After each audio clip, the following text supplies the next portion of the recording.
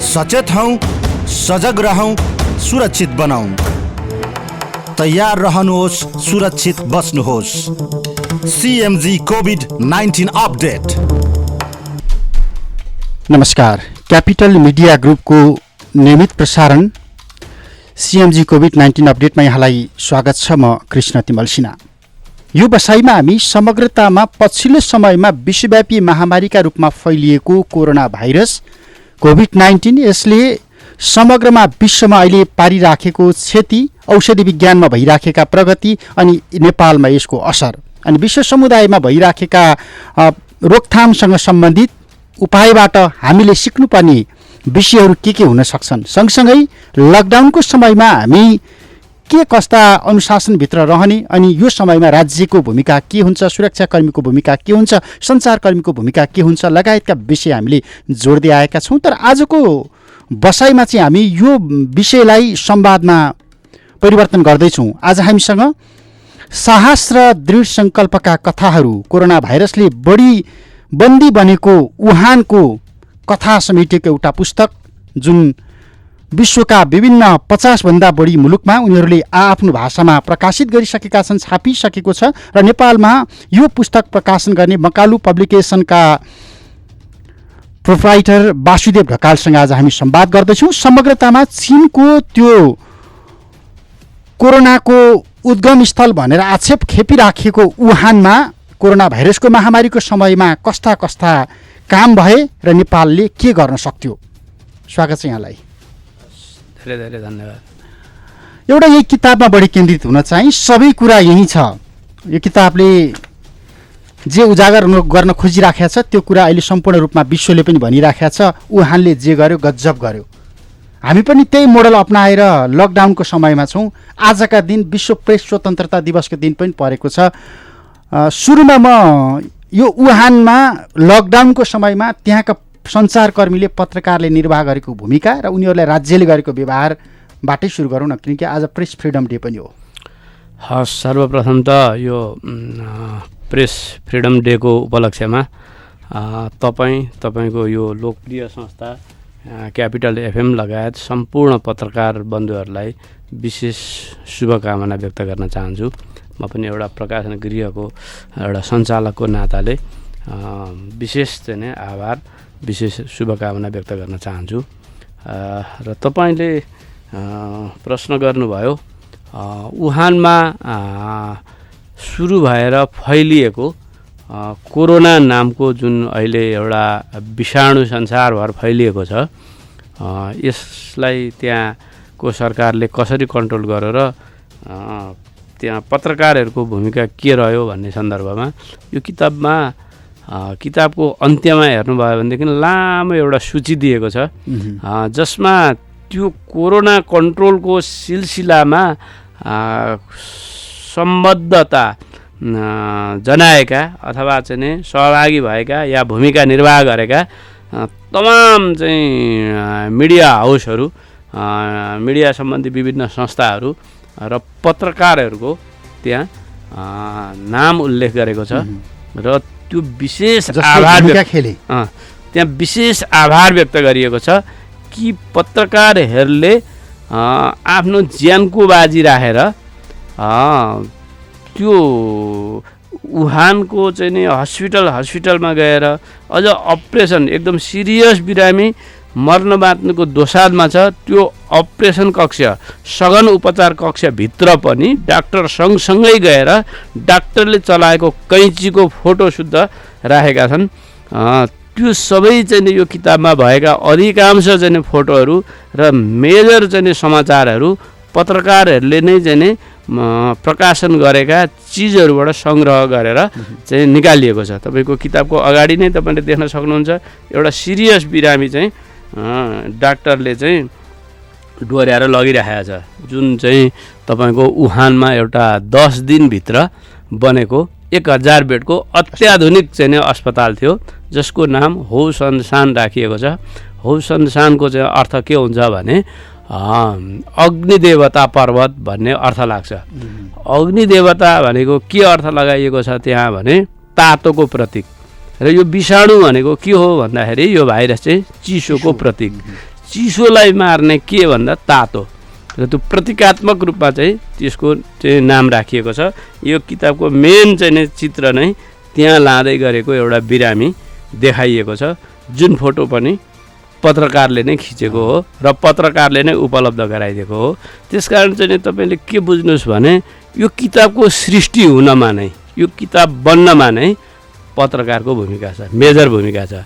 त्यो मात्रै होइन, पत्रकारलाई त त्यहाँ के गरियो सरकारको तर्फबाट भने पत्रकार पनि स्वास्थ्यकर्मी, सुरक्षाकर्मी, एम्बुलेन्स वाहनहरू जत्तिकै सुरक्षित हुनुपर्छ भनेर पत्रकारहरूलाई मास्क लगायत विशेष चाहिँ सुरक्षा सामग्रीहरू PPE भनिन्छ, पर्सनल प्रोटेक्ट इक्विपमेन्ट, त्यो शुद्ध चाहिँ पत्रकारहरूलाई सरकारले निःशुल्क वितरण गर्यो। सरकारले चाहिँ नि तपाईँको पत्रकारहरूको चाहिँ नि विशेष बिमाको व्यवस्था गरिदियो।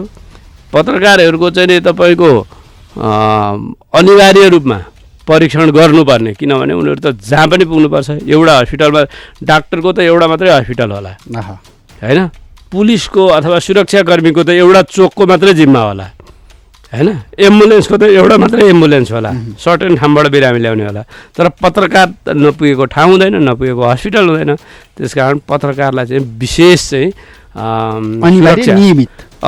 विशेष सुरक्षा दिनुपर्छ भनेर सरकारले पोलिसी नै बनायो, सुरक्षा व्यवस्था गरिदियो र उनीहरू ताकि उनीहरू अत्यन्त चाहिँ जिम्मेवार भएर चाहिँ समाचारहरू सम्प्रेषण गर्न सकुन्, विश्वलाई चाहिँ नि त्यो सन्देश दिन सकुन्, सूचित गर्न सकुन्, ताकि यसबाट सिकेर संसारमा चाहिँ नि त्यहाँबाट त बाहिर फैलिसकेको थियो, त्यो चाहिँ कन्ट्रोल गर्नको लागि अरू देशका पत्रकारहरूलाई पनि एउटा मार्ग निर्देशन होस्, अरू देशको सरकारले पनि पत्रकारलाई चाहिँ कसरी हिफाजत गर्नुपर्छ, कसरी चाहिँ संरक्षण गर्नुपर्छ र कसरी परिचालन गर्नुपर्छ र कसरी सहयोग गर्नुपर्छ भन्ने सन्देश दियोस् भन्ने हिसाबले पनि उनीहरूले यसलाई यसपालिको चाहिँ नि तपाईँको त्यहाँको यति पारदर्शी सूचनाहरू प्रकाशित भए कि हरेक चाहिँ तपाईँको हाम्रो जस्तो बेलुका एक दिनको भोलिपल्ट ब्रिफिङ गर्ने होइन, त्यहाँ त तपाईँको घन्टा घन्टामा रिपोर्टहरू आउँथे र त्यसमा चाहिँ धेरै ठुलो भूमिका चाहिँ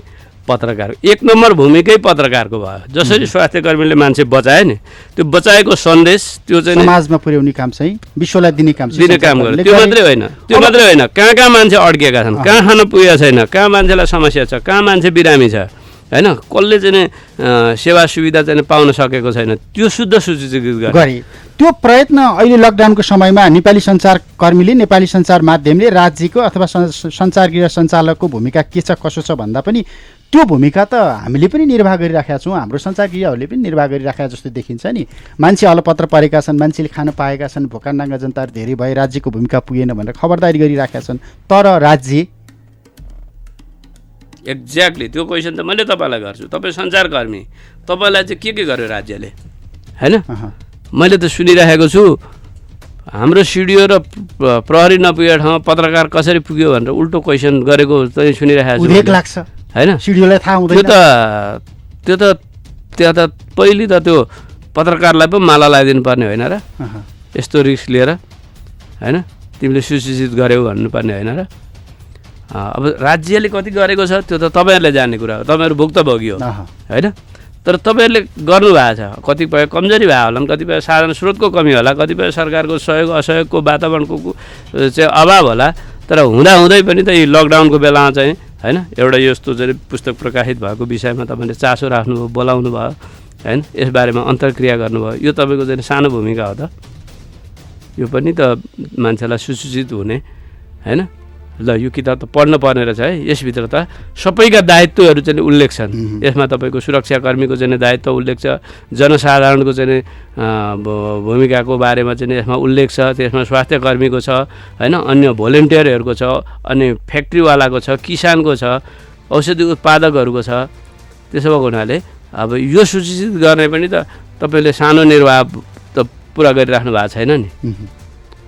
त्यसो अब सरकारले गरेन भन्दै गर्दाखेरि आक्षेप लगाए, असहयोग गर्यो, अलोकप्रिय बनाए, पार्टी विभाजनको लागि मात्रै यहाँका सञ्चारकर्मीहरूले भूमिका खेले भन्ने बालटारको त्यो आक्षेप लागिहाल्छ। हेर्नुहोस् त्यतातिर नजाउँ। अब चाहिँ सरकारले लकडाउन लगाइसके पछाडि गर्नुपर्ने चाहिँ के थियो? जस्तो चीनबाट केही पाठ सिक्न सक्छौँ होला नि हामीले, त्यहाँका स्वास्थ्य कर्मीका कुरा तपाईँले एक किताबमै पनि उल्लेख गर्नुभएको छ, चिकित्सकको कुरा, त्यहाँनिर रहेका अस्पतालहरूका कुरा, सुरक्षाकर्मीको कुरा, धुवा र बारुद बिनाको युद्ध त्यहाँ वुहानमा कसरी लडियो, त्यो युद्धमा हामी कसरी लड्न खोजिराखेका छौँ? एक्ज्याक्टली, यो वास्तवमा यो किताब प्रकाशन गर्नुको उद्देश्य पनि यही हो। यो लकडाउनको बेलामा हामीले पनि हाम्रा कर्मचारीहरू घर गइसकेका थिए हैन, विभिन्न जिल्लामा गएका मान्छेहरूलाई हामीले काठमाडौँमा बोलाएर यति बेला तपाईँको कागज थिएन स्टोरमा, मसी थिएन, प्लेट बन्न पाउँदैन थियो हैन, कर्मचारीहरू सबै चाहिँ नि गाउँ गाउँ पुगेका थिए। त्यस्तो बेला पनि हामीले लिएर आएर यही चाहिँ कमसेकम चाहिँ नि टाइममै निकालेर सूचित गरियो भने सम्बद्ध सबै पक्षलाई केही न केही सपोर्ट पुग्छ भनेर हामीले चाहिँ यो किताब प्रकाशन गरेको हो। र यसमा तपाईँले सोधेको क्वेसनको सिधा जवाफ दिँदाखेरि के भन्छु म भने चीनमा केही समय अगाडिदेखि नै यो सुरुवात भए पनि यसलाई चाहिँ तपाईँको डिसेम्बर 31मा विश्व स्वास्थ्य सङ्गठनले यो रोगको नाम कोभिड-19 भनेर चाहिँ नामाकरण गर्यो हैन। त्यस पछाडिदेखि तपाईँको चाहिँ नि जनवरी 23मा वुहानलाई पूर्ण रूपमा लकडाउन गरियो। वुहान भनेको 1,20,00,000 जनसङ्ख्या भएको एउटा सहर हो, हुपेई प्रान्तको राजधानी हो र त्यहाँ चाहिँ विश्वका धेरै उद्योग धन्दाहरू चाहिँ नि त्यहाँ सञ्चालन छन्। र त्यो सहरको बिचमा याङ्ची नदी बग्छ।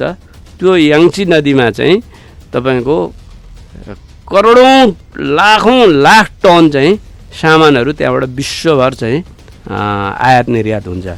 त्यति ठुलो बन्दरगाह छ त्यहाँ। र ती सबै चाहिँ नि त्यो 23 गतेदेखि 23 तारिकको बिहान ठिक 10 बजेदेखि लकडाउन गरियो हैन। तर लकडाउन कसरी गरियो, त्यहाँको लकडाउन र यहाँको लकडाउन आकाश जमिनको फरक छ। अझ युरोप अमेरिकाको पनि त्यस्तै फरक छ। त्यहाँ कसरी गरियो भन्ने चाहिँ साह्रै रोचक चाहिँ नि प्रस्तुति यो किताबमा दिएको छ। तपाईँको 23 तारिक भनेको नयाँ वर्षको 2 दिन अगाडि, 24 तारिक भनेको न्यू इयर इभ उनीहरूको हैन, 25 तारिक न्यू इयर थियो भनेपछि सम्पूर्ण उद्योग धन्दाहरू कम्प्लिटली बन्द भइसकेका थिए। मजदुरहरू सबै आफ्नो घर गएका थिए। उद्योग सञ्चालकहरू पनि धेरै घर गइसकेका थिए। वुहानको चाहिँ नि त्यो महामारीले गर्दाखेरि कतिपय विदेशीहरू त आफ्नो देश गइसकेका थिए। उद्योग धन्दाहरू चाहिँ बन्द गरेर त्यहाँ त हजारौँको सङ्ख्यामा चाहिँ विदेशका चाहिँ नि उद्योग धन्दा करकाल कारखानाहरू त्यो वुहानमा छन्। धेरै चाहिँ नि तपाईँको अमेरिका, फ्रान्स, स्पेन बहुराष्ट्रिय कम्पनीहरू धेरै थिए। ती धेरै गइसकेका थिए। यस्तो अवस्थामा चाहिँ नि तपाईँको चाहिँ लकडाउन गर्नु पर्यो जहाँ चाहिँ नि तपाईँको उद्योग बन्द छ, मान्छेहरू घर गइसकेका छन् हैन, उत्पादन चाहिँ नि केही पनि छैन। त्यस्तो अवस्थामा चाहिँ नि लकडाउन गरियो। तर 23 तारिकमा लकडाउन सुरु भयो। 24 तारिक बिहानदेखि त्यहाँ एउटा त्यहाँ भइरहेको हस्पिटलले चाहिँ बिरामी धान्न सक्दैन भन्ने कुरो चाहिँ मूल्याङ्कन गरियो र केन्द्र र स्थानीय सरकारको संयोजनमा 24 तारिक बिहानदेखि एउटा हस्पिटल बनाउन सुरु गरियो। त्यो हस्पिटल चाहिँ तपाईँको फेब्रुअरीको 3 तारिकमा भनेको 10 तारिकमा उद्घाटनै गरियो। जुन हस्पिटल अत्याधुनिक छ, सम्पूर्ण सुविधा सम्पन्न छ। त्यहाँ बिरामी राख्ने छुट्टै चाहिँ ठाउँ छ अनि कर्मचारीहरू, डाक्टरहरू, भोलिन्टियरहरू बस्ने छुट्टै क्वार्टरहरू छन्। त्यस्तो अत्याधुनिक चाहिँ तपाईँको हस्पिटल विशेष अस्पताल बन्यो। तपाईँको 10 दिनमा बन्यो।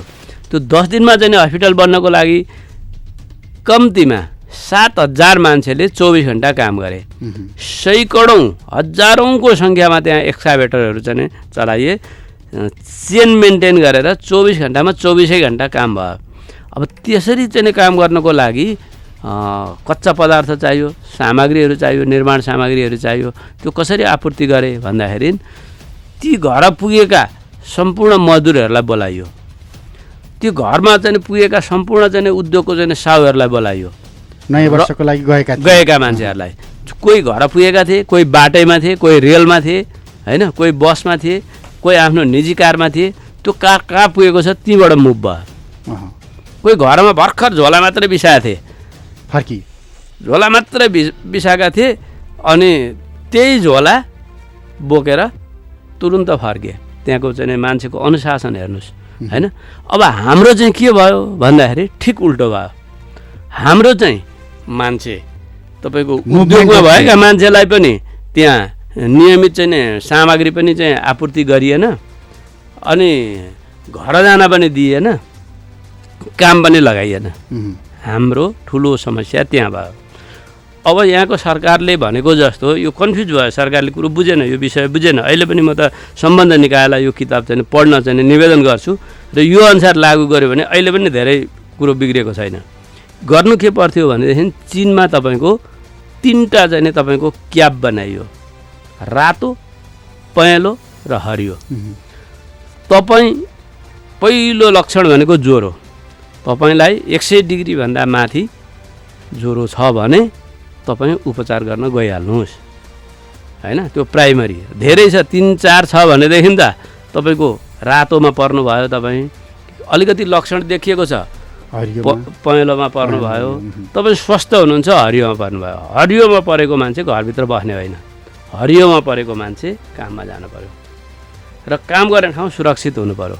मास्क अनिवार्य लगाउनु पर्यो, पन्जा लगाउनु पर्यो, अन्य त्यही खालको सुरक्षा विधि चाहिँ अपनाउनु पर्यो र तपाईँको उत्पादन भनेको चाहिँ रोक्नु भएन। उत्पादन के रोक्नु भएन भन्दाखेरि मेजरली तपाईँको चाहिँ नि कृषि, एउटा कृषि खर खाद्यान्नको चाहिँ उत्पादन र सप्लाई रोक्नु भएन, अर्को औषधिको चाहिँ नि रोक्नु भएन। त्यो सँगसँगै तपाईँको भोलि दीर्घकालीन रूपमा असर पर्ने चाहिँ उद्योग त्यो पनि रोक्नु भएन।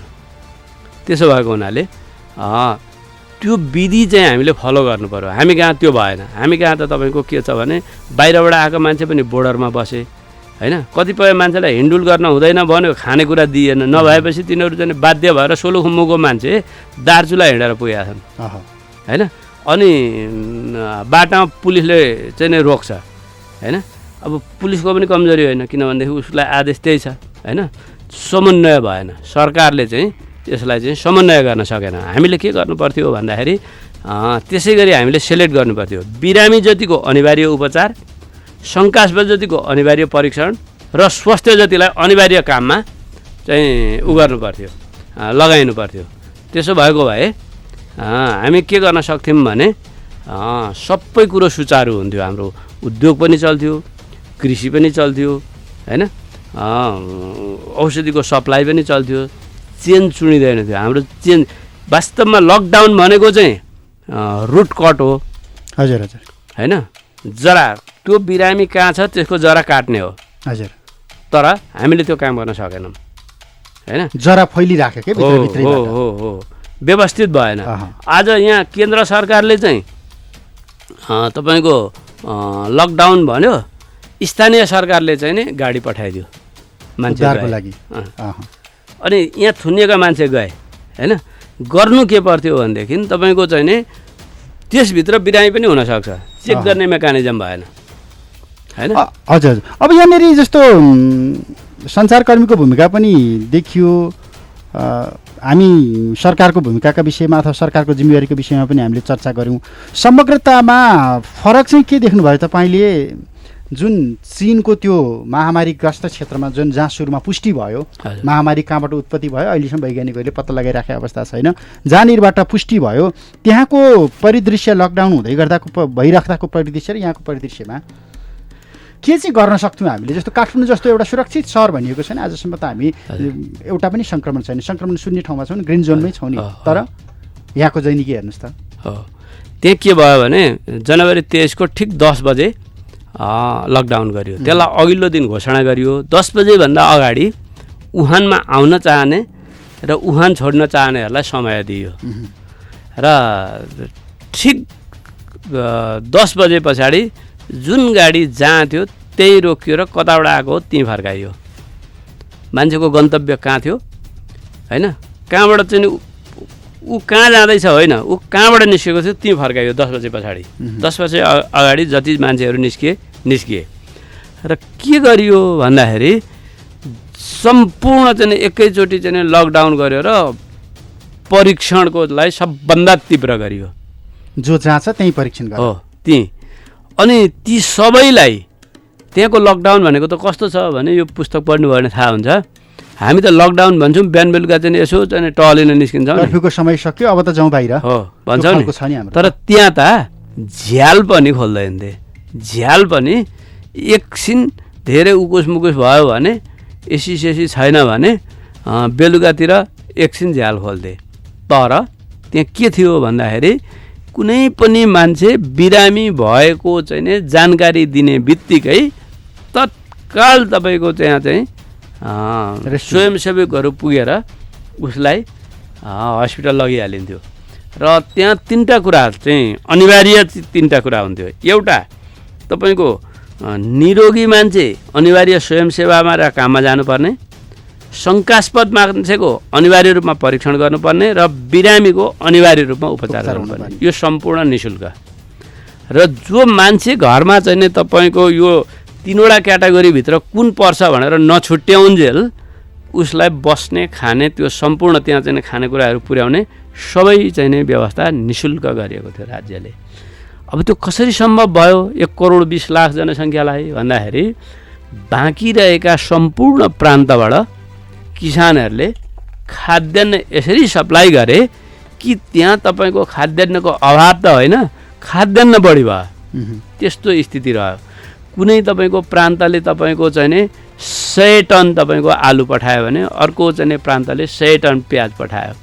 यसरी तपाईँको त्यो आवागमन रोकिएन। आवागमन भनेको निजी गाडी रोकियो, प्लेन रोकियो, रेल रोकियो, तर पब्लिक ट्रान्सपोर्टेसनको लागि मात्रै रोकियो होइन। खाद्यान्न र सामग्री चाहिँ तपाईँको सप्लाईको हिसाबले चाहिँ तपाईँको त्यो रोकिएन, अभाव रहेन। र तर अब हाम्रोमा त कृषि सामग्री ढुवानी गर्नको लागि राज्यले पास दिएन अथवा व्यवस्थापन गरेन भनेर उत्पादन भएको दुध सडकमा लगाएर ढलमा लगाएर मिसाइराखेका छौँ। तरकारी हामीले डढाइरहेका छौँ। फेरि भारतबाट निर्यात आइराखेको छ निर्वाध रूपमा होइन। त्यो हाम्रो व्यवस्थापनको कमी हो, असाध्यै ठुलो कमी हो यो हाम्रो व्यवस्थापनको। त्यहाँ तपाईँले यो किताबमा पढ्नुभयो भने के छ भने त्यहाँको एयरपोर्ट यति बिजी भयो लकडाउनको बेलामा होइन, अरू बेला जत्तिकै चल्यो। किन चल्यो भन्दाखेरि विभिन्न प्रान्तबाट चाहिँ नि डाक्टरहरू त्यहाँ ल्याउनु पऱ्यो, विभिन्न प्रान्तबाट औषधिहरू ल्याउनु पऱ्यो, विभिन्न प्रान्तबाट चाहिँ इक्विपमेन्टहरू ल्याउनु पऱ्यो।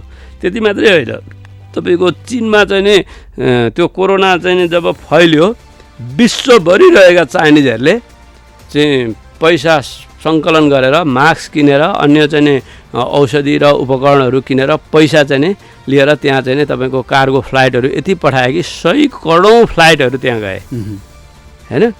यस्तो विश्व एक भयो होइन, त्यो राष्ट्र यस्तो एक भयो, यस्तो एकीकृत बनायो यो कोरोनाले चीनलाई कि संसारका चाहिँ चिनियाहरूले त्यो आफ्नो मातृभूमि बाहिर बसेका मान्छेहरूले चाहिँ समर्थन जनाए, सहयोग गरे। त्यति मात्रै होइन, अमेरिकामा स्कुलमा चाहिँ नि पढ्न गएका बच्चाहरूले स्कुलमै तपाईँको टोक्रो थापेर पैसा उठाए र न्यु इयर त संसारभर मनाउँछन् चाइनिजहरूले। न्यु इयरको लागि चाहिँ नि बच्चाहरूलाई रातो खाममा चाहिँ नि दक्षिणा दिने चलन छ। न्यु इयरमा चक्लेट खाउन्, मनोरञ्जन गरून्, आफूलाई चाहिएको चिज खेलौनाहरू किनुन् भनेर अभिभावकले आफ्नो गच्छे अनुसारको पैसा चाहिँ रातो खाममा राखेर आफ्नो बच्चा र भएसम्मको बच्चाहरूलाई चाहिँ दिने चलन छ। त्यो पैसा सङ्कलन गरेर अनि त्यसमा चाहिँ नि उनीहरूले अझ स्कुलमा गएर चाहिँ थप पैसाहरू चाहिँ सङ्कलन गरेर त्यो पैसाले चाहिँ नि आउने मास्क लगायतका सामानहरू किनेर आफ्नो गार्जेनलाई दिएर गार्जेन मार्फत बच्चैले गरे, गार्जेनले गरे, व्यापारीले गरे होइन। यसरी संसारभरको मास्क पनि चाइनामा गयो, संसारभरको औषधि पनि चाइनामा गयो र चीनभित्रको पनि चाहिँ नि सम्पूर्ण प्रान्तमा पूर्ण रूपमा चाहिँ नि उद्योगहरू चले, कृषि चल्यो र सप्लाई चल्यो। सप्लाईको चाहिँ कुनै कमी रहेन। अब व्यवस्थापन गर्दा गर्दै अलिअलि सानोतिनो काहीँ केही कमजोरी भयो होला, तर उनीहरूले के गर्यो भने हरेक टोलमा कसलाई खाना पुगेन अथवा कहाँ खाद्यान्न पुगेको छैन। के अभाव छ? सूचनाहरू चाहिँ विच्याट मार्फत, त्यहाँको चाहिँ फोन मार्फत र विभिन्न चाहिँ ऊ मार्फत चाहिँ सूचना लिइराख्ने, यसमा सबभन्दा ठुलो भूमिका पत्रकारले चाहिँ निर्वाह गरे। त्यहाँ त तपाईँको भोलिन्टियर मात्रै 40,000 भन्दा बढी भोलिन्टियरले मात्रै चाहिँ त्यहाँ काम गरे हैन। हाम्रो जस्तो यहाँ चाहिँ तपाईँको कार्यालय बन्द गर्यो, तलब दिएको छ, कार्यालय चाहिँ बन्द गरेको छ, घरमा मान्छे थुनेको छ।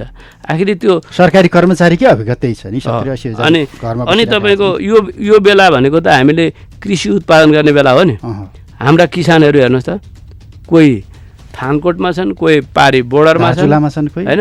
अनि यसरी चाहिँ हाम्रा मान्छेहरू थुनिएका छन्। यसरी मान्छे थुन्ने होइन। चीनले त के गर्यो भन्दाखेरि सबभन्दा राम्रो क्वारेन्टाइन के हो भन्दाखेरि कारखाना भन्यो। कारखानाभित्र त कोही मान्छे पनि जाँदैन। स्वस्थ मान्छे बसेर काम गर्दा त बिराम सरेन नि त। शङ्कास्पद जतिलाई टिपेर बाहिर लगिहाल्ने, बिरामी जतिलाई उपचार गरिहाल्ने, अनि परीक्षण गरेको गर्ने, काम लगाएको लगाइ गर्ने। त्यसो भएपछि चाहिँ उद्योगहरू निरन्तर चले। तपाईँको लकडाउनको बेला पनि धेरै त्यहाँबाट चाहिँ फलामहरू, इस्पातहरू चाहिँ त्यो बन्दरगाहबाट चाहिँ बाहिर गएको छ र धेरै जहाजहरू, पानी जहाजहरू चाहिँ त्यहाँ चाहिँ सामान लिएर चाहिँ आएका छन्। भनेपछि आपूर्तिको चेन चाहिँ हाम्रो यहाँ जुन छिन्यो नि, त्यहाँ छिनेन।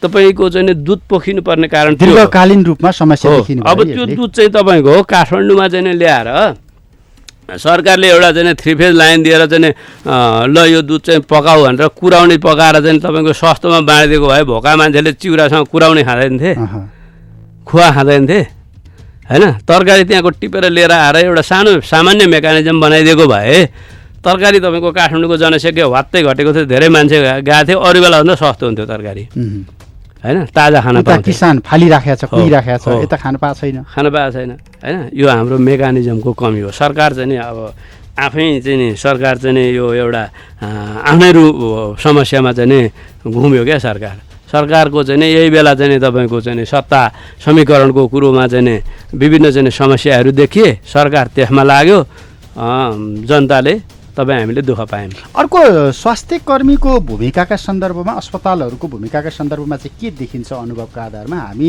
यो सरकारी अस्पताल, यो निजी अस्पताल, सरकारीमा जसोतसो बिरामीको चाप बढ्यो, निजीले बिरामी हेरेनन्, अथवा डाक्टरहरू बिरामी देखेपछि भाग्ने अवस्था आयो, एम्बुलेन्सले बिरामी नै नबोकेपछि ड्राइभरै हटाउनु पऱ्यो, अरू कसैले ड्राइभर एम्बुलेन्स चलाएर हस्पिटलसम्म बिरामी लानु पऱ्यो, यी घटनाहरू आउँछ नि हाम्रोमा।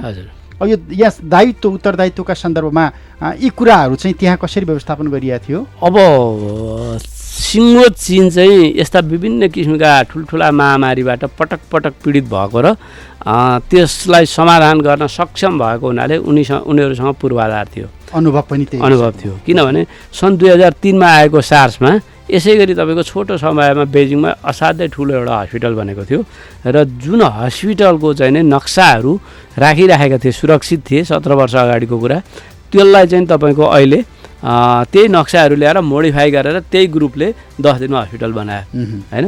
अनि ठुलो महामारी भयो भनेदेखि एम्बुलेन्स कसरी व्यवस्थापन गर्ने, औषधि कसरी व्यवस्थापन गर्ने, ग्यासको सप्लाई कसरी गर्ने, अक्सिजनको सप्लाई कसरी गर्ने, पानीको सप्लाई कसरी गर्ने भन्ने उनीहरूको चाहिँ एउटा व्यवस्थापकीय पूर्वाधार छ उनीहरूसँग।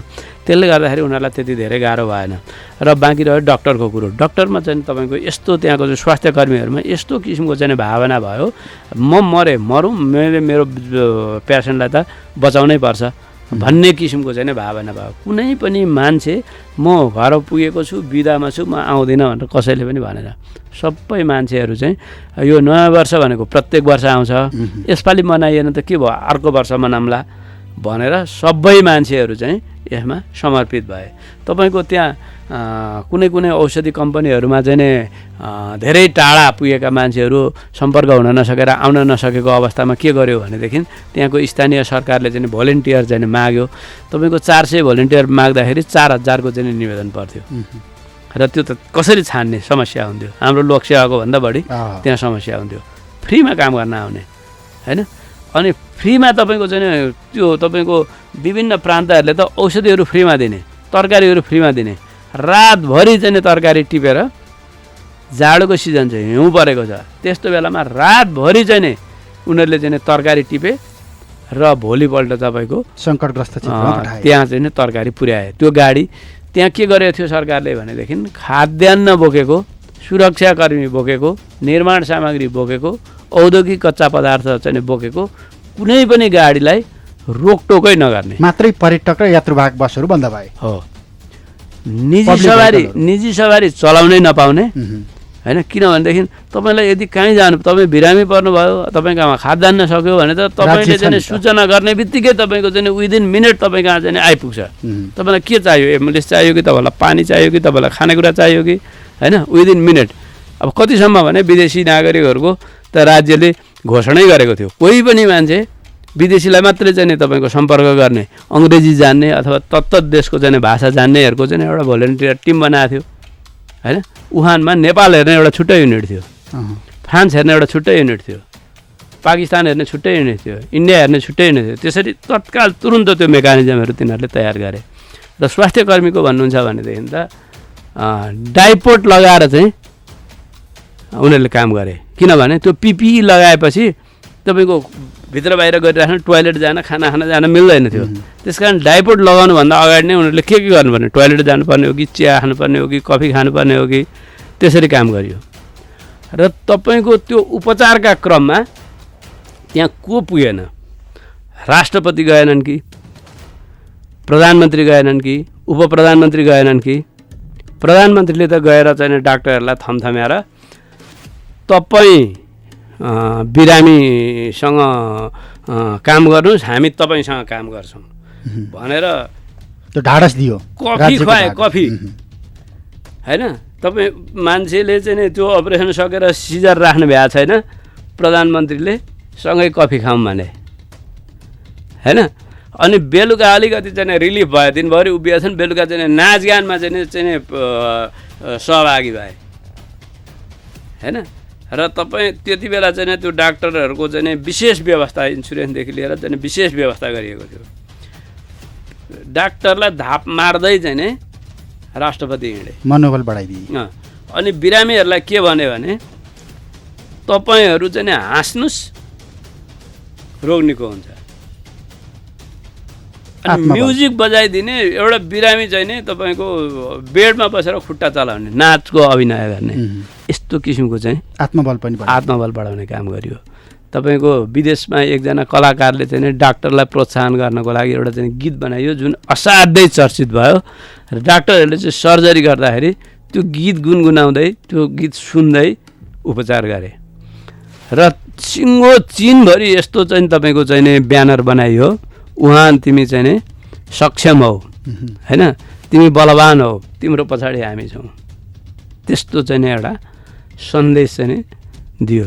यस्तो एक बनायो चिनलाई, त्यसैले ऊ महान भयो। हो अब हामी यही क्षेत्रमा काम गरिराखेका डाक्टरको सरुवा भयो रे, यही क्षेत्रमा काम गरिराखेका के अरे विभागीय प्रमुखहरूको सरुवा भयो, एउटा पिपी किन्दाखेरि भ्रष्टाचार भयो।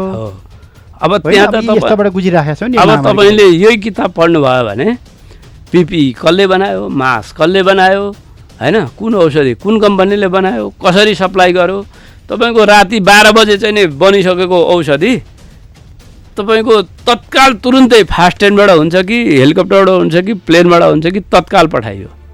र कतिपय त्यो हेलिकप्टर कम्पनीहरूले के गरे भने मेरा हेलिकप्टरहरू खाली छन्, वुहानमा लैजानलाई यदि तपाईँको चाहिँ कुनै सामान छ भने हाम्रो पाइलट र हेलिकप्टर रेडी छन्, खबर गर्नुहोस् भने। र जसको जहाँ जे थियो मान्छेहरूले खबर गरे, हेलिकप्टरले चाहिँ तपाईँको निःशुल्क त्यहाँ चाहिँ वितरण 100 टन तपाईँको एउटा किसानले 100 टन, एउटा गाउँको किसानहरूको समूहले 100 टन काँक्रा चाहिँ नि त्यहाँको बिरामीलाई चाहिँ पठायो। अर्कोले चाहिँ 100 टन काउली पठायो। तपाईँले यहाँ चित्रमा हेर्न सक्नुहुन्छ, सचित्र चाहिँ नि तपाईँको तरकारीको बोकेका गाडी, अरू खाद्यान्न बोकेका गाडीहरूको लाइन तपाईँ देख्न सक्नुहुन्छ। तपाईँको चाहिँ त्यो आर्मीहरू चाहिँ डाक्टरहरू चाहिँ एयरपोर्टमा ल्यान्ड भइरहेको, अनि बिरामी उनीहरू त एयरपोर्टमा पुगिसकेपछि सबभन्दा छोटो बाटोबाट सबभन्दा छिटो हस्पिटल के गर्दा पुगिन्छ, हस्पिटलबाट एयरपोर्टबाट निस्किने बित्तिकै डाक्टरहरू त्यहाँ पुगेर अनि को चाहिँ डाक्टर थाकेको छ, कसले धेरै बेर ड्युटी गर्यो, त्यसलाई तुरुन्त पालो दिने होइन। अनि तपाईँको चाहिँ नि डाक्टरको चाहिँ अभाव हुने बित्तिकै विभिन्न चाहिँ प्रान्तबाट तुरुन्त चाहिँ प्लेनमा चाहिँ डाक्टरहरू ल्याउने हैन। त्यो तपाईँको ठुला ठुला जहाजहरू जुन चाहिँ नि तपाईँको ठुलो चाहिँ नि युद्धको बेलामा अथवा धेरै ठुलो विपत्तिको बेलामा मात्रै युज हुने जहाजहरू सबभन्दा बढी चीनकै इतिहासमा सबभन्दा बढी यसैपालि वुहानमा प्रयोग भयो हैन। त्यो वुहानको तपाईँको घटना चाहिँ तपाईँले राम्रोसँग पढ्नुभयो भने यतिवटा रेकर्ड बनेका छन् नि, यति धेरै रेकर्ड बनेका छन्। अस्पताल निर्माणदेखि उपचारदेखि लिएर तपाईँको चाहिँ नि यो भोलिन्टियरले गरेका कामदेखि लिएर होइन सप्लाई, खास गरेर तपाईँको चाहिँ नि उत्पादनमा। त्यसकारण चाहिँ उत्पादनमा चाहिँ राज्यले ठुलो भूमिका निर्वाह गर्नुपर्छ, जुन कुरो चाहिँ हामी कहाँ शून्य छ। आज तपाईँ हेर्नुहोस् हाम्रो नेपालमा एक महिनामा 15 अर्बभन्दा बढीको एग्रोभेट प्रोडक्टहरू बाहिरबाट हामी आयात गर्छौँ र एक वर्षमा तपाईँको 2 खर्बभन्दा बढीको खाद्यान्न हामी आयात गर्छौँ। त्यो आयात गर्ने पैसा अहिलेसम्म त हाम्रो रेमिटेन्सबाट आएको थियो, त्यो त बन्द भयो। अब रेमिटेन्स बन्द हुन्छ। अब सम्भवतः ती खाडीका चाहिँ 15-20 लाख मान्छे चाहिँ यहाँ आउने सम्भावना छ। कति बेला आउँछन् भन्दा हाम्रो खेतीपाती लाउने सिजन अफ भएपछि, जुन बेला त्यो सामान्यतया खाद्यान्न अभाव हुने महिना भनेको अब असार साउन भदौ हुन् हैन, जुन बेला सकिसकेको हुन्छ अन्न पानी, नयाँ धान रोप्ने समयमा हो। अब उनीहरू अहिले आएको भए त खेती गर्न भ्याउँथे नि त, मकै त रोप्थे, कम्ती मकै रोप्थे, अन्य विविध हुन्थ्यो होइन। छिटो छिटो चाहिँ हुने चिजहरू चाहिँ नि रोपिनु पर्थ्यो क्या सरकारले। सकरखण्ड होइन, सिमल तरुल, इस्कुस यो मात्रै प्रशस्त भयो भने त भोकै मर्ने भन्दा त उसिनेर खान्थ्यो नि त मान्छेले।